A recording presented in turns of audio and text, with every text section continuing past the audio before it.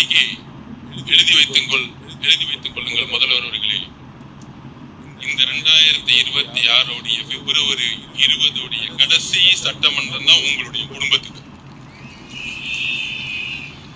இனி எந்த காலத்திலும் முதலமைச்சராக உங்க குடும்பத்துல ஒருத்தர் தேர்ந்தெடுக்கவே மாட்டாங்க. இதான் உங்களுடைய குடும்பத்தோட கடைசி நாள். எழுதி வச்சுக்கோங்க வரலாற்றுல. நாங்க ரொம்ப மக்கள் தெளிவா இருக்கிறாங்க. சந்தோஷமா இன்னைக்கு கிளம்பிட்டீங்க. உங்களுக்கும் சரி உங்களுடைய மகனுக்கும் சரி கடைசி நாள் இன்னைக்கு சட்டசபையில ஒரு முதல்வரோட ஒரு சிக்கின்சியலோட வந்தது. நான் ஒண்ணு இந்த கடலூர் மண்ணில இருந்து ஸ்கீம்ஸுக்கும் எவ்வளவு வித்தியாசம் இருக்கு, திட்டங்கள் எவ்வளவு வித்தியாசம் இருக்குங்கிறது கண்டுபிடிச்சாங்க. பீகார்ல நிறைவேறிடுச்சு, தெலுங்கானால பண்ணிட்டாங்க, கர்நாடகால பண்ணிட்டாங்க. அண்ணா வழியில் வந்த திமுக ஏன் கேஸ் சர்வேவை கையில் எடுக்கல? இதுக்கு முதலமைச்சர் இன்றைக்கு பதில் சொல்லணும்.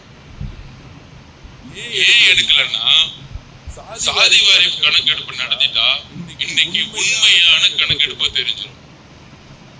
தலித் தோழர்கள்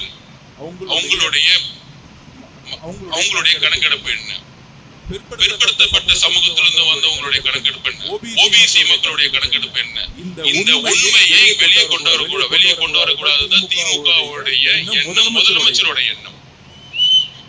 இது முக்கியமான பதிவு பண்றேன். அவர்கள் வந்து நடத்த ஏன் தெலுங்கானால நடத்தினாங்க? காங்கிரஸ் கொஸ்டின் கேக்குறேன். தெலுங்கானால வந்து சாதிவாரி கணக்கெடுப்பு நடத்தினாங்க. ராகுல் காந்தி அவர்கள் வந்து நடத்த சொன்னாரு. கர்நாடகால நடந்துட்டு இருக்கு, மேற்கு வங்கத்துல நடந்துட்டு இருக்கு, பீகார்ல நடத்தி முடிச்சிட்டாங்க. இதெல்லாம் செல்வ பெருமை கேட்க மாட்டாரு. இன்னைக்கு எல்லாம் சட்டசபையில முதலமைச்சர் காங்கிரஸ் தலைவருக்கு இப்படிப்பட்ட தலைவர்கள் இன்னைக்கு காங்கிரஸ்ல உட்கார்ந்துட்டு இருக்காங்க. ஆனா பக்கத்து ஊர்ல சாதி வாரி கணக்கெடுப்பு நடத்திட்டு இருக்காங்க. ஏன்னா அந்த அரசு உண்மையாக மக்களுக்கு நல்லது செய்யணும்னு நினைக்கிறாங்க. கொள்கை ரீதியா டிவிகே இருக்கான்னு கேக்குறாங்களே, இதுக்கு முதல் பதில் சொல்லுங்க. நாங்க அடுத்த கேள்வி கேட்கிறோம். உங்களுடைய தலைவர் முதல் மாநாட்டிலே சொன்னாரு சாதி வாரி கணக்கெடுப்பு நடத்தணும்னு சொன்னாரு எங்க தலைவர். இதுதான் டிவிகேவுடைய நிலைப்பாடு. எங்க தலைவர் முதலமைச்சர் ஆன உடனே முதல் வேலை தமிழ்நாட்டில் சாதி வாரி கணக்கெடுப்பை நடத்துவார். தலைவரை பார்த்து அவர் ஊடகத்துல பேட்டி கொடுக்க மாட்டேங்கிறார், பேட்டி கொடுக்க மாட்டாரு. இப்ப நான் கேக்குறேன், நாளைக்கு ஒரு ஸ்டேஜ் போடுவோம், எல்லா பத்திரிகையும் கூப்பிட்டு ரெண்டே பேர் தான் ஸ்டேஜ்ல இருக்கணும். எல்லா நிர்வாகிகளும் இந்த கேள்வியை பதில் சொல்லுங்க. ரமேஷ் ராஜ்மோகன் எல்லா பேட்டியிலும் சொல்லுங்க.